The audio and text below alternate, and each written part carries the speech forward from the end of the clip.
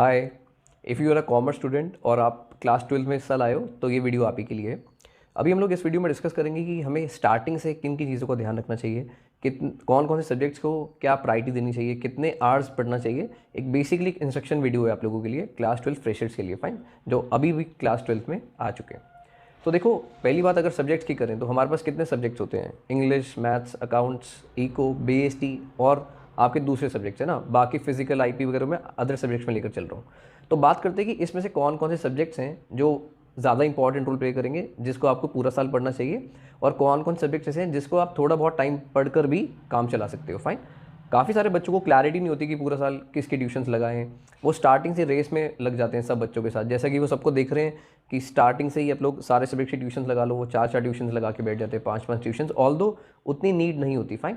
तो ये वीडियो में बेसिकली मैं आपको क्लैरिटी प्रोवाइड करने की कोशिश कर रहा हूँ कि आप स्टार्टिंग से कैसे लेके चल सकते हो क्लास 12 को, और को ना देखते हुए। फाइन। ध्यान से देखो, आपके दो प्रैक्टिकल सब्जेक्ट्स हैं, अकाउंट्स और मैथ्स, है ना, ये आपको अच्छे से पता है। इधर थियोरिटिकल सब्जेक्ट्स की बात करें तो इको, बीएसटी, इंग्लिश और बाकी के सब्जेक्ट्स आपके थियोरिटिकल सब्जेक्ट्स हैं। तो आपको हाई प्रायोरिटी देनी है प्रैक्टिकल सब्जेक्ट्स को। ये दोनों सब्जेक्ट्स बिना ट्यूशन के मुझे नहीं लगता कि 90% बच्चे कर पाते हैं विदाउट ट्यूशन। फाइन।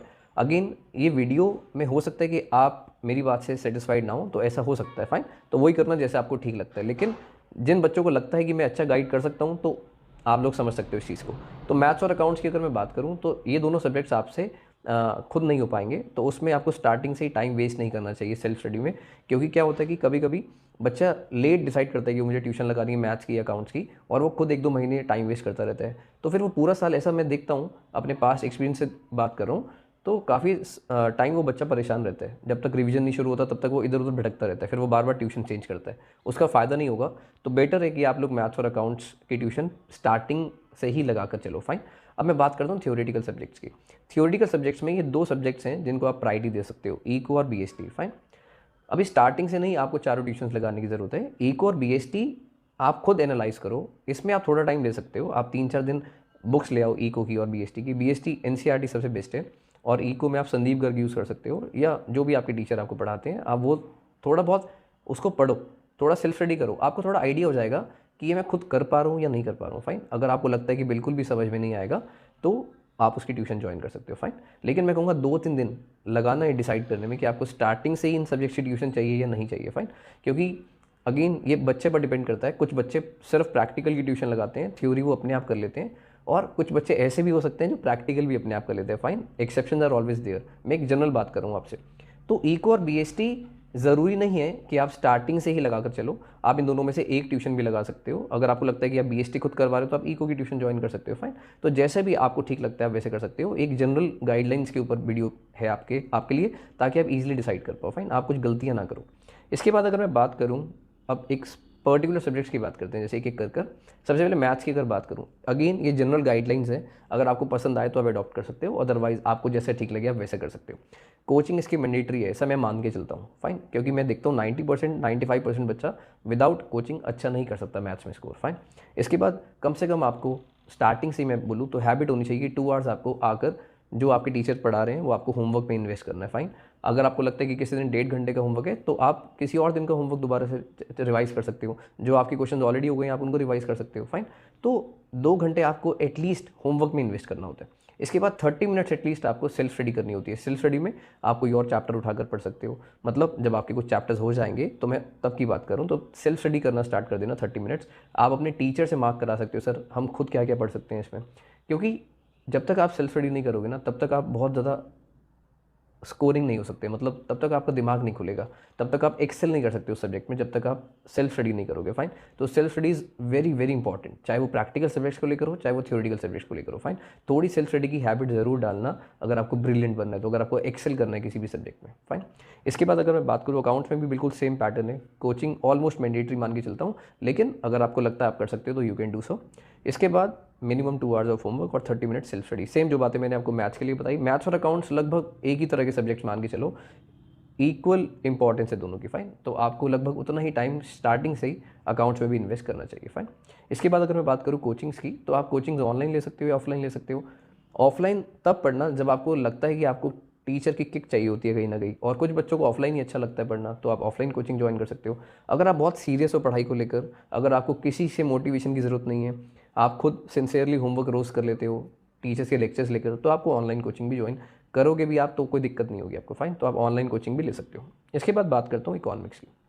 इकोनॉमिक्स से कोचिंग मैं बोलता हूँ ऑप्शनल है, बच्चे पर डिपेंड करेगा। अगर उस बच्चे को लगता है कि मैं कर सकता हूँ, खुद कर सकता हूँ, तो वो खुद भी कर सकता है। और कम से कम इसमें 1 घंटा आपको ज़रूर पढ़ना है स्टार्टिंग से ही।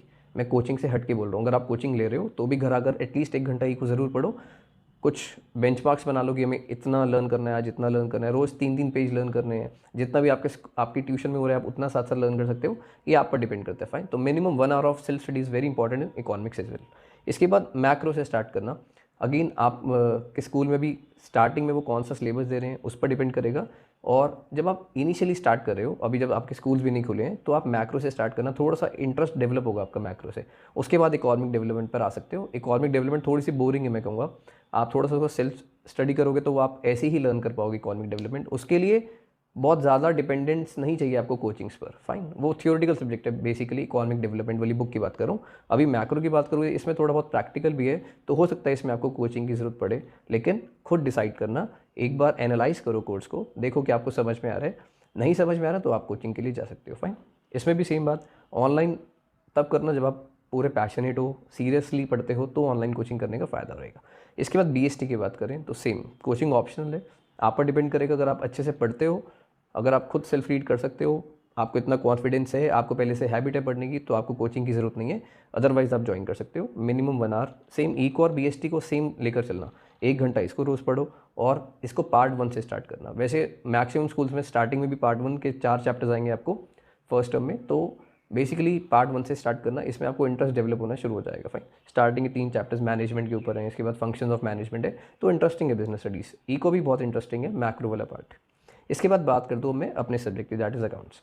अकाउंट्स में 2 पार्ट्स होते हैं, पार्ट ए और पार्ट बी। काफ़ी बच्चों को क्लैरिटी नहीं होती, सर कितने बुक्स हैं अकाउंट्स में, हमें क्या क्या चीज़ें स्टार्टिंग से लेके चलनी है, तो वो चीज़ें मैं आपको क्लैरिफाई कर रहा हूँ। अकाउंट्स के सिलेबस में 2 पार्ट्स होते हैं, पार्ट ए और पार्ट बी। पार्ट ए की बात करूँ तो इसमें 2 बुक्स होती हैं, वॉल्यूम 1 और वॉल्यूम 2।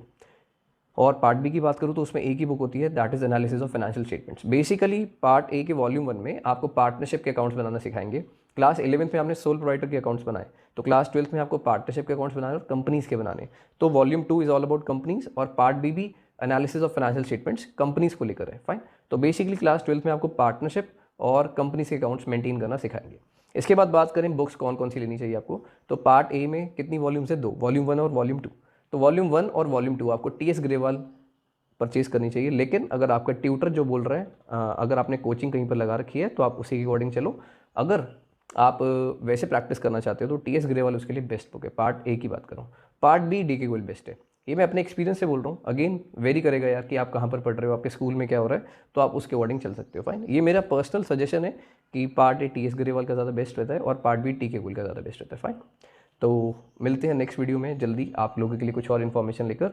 अच्छा, मुझे कमेंट्स में ज़रूर बताना कि आपको नेक्स्ट वीडियो किस टॉपिक के ऊपर चाहिए, आपको क्या क्लैरिटी और चाहिए। और जितना हो सके इस वीडियो को शेयर करना, लाइक करना, सब्सक्राइब करना हमारे चैनल को। प्लस एक चीज़ और, हमारे कोर्सेज़ कौन कौन से हैं वो सब आपको डिस्क्रिप्शन में मिल जाएंगे। अगर आप हम लोगों से पढ़ना चाहते हो तो यू कैन डू सो। हमारे पास ऑनलाइन ऑफलाइन दोनों कोर्सेज अवेलेबल होते हैं, फाइन। तो उसका सारी डिटेल्स डिस्क्रिप्शन में है, फाइन। तो मिलते हैं नेक्स्ट वीडियो में, बाय।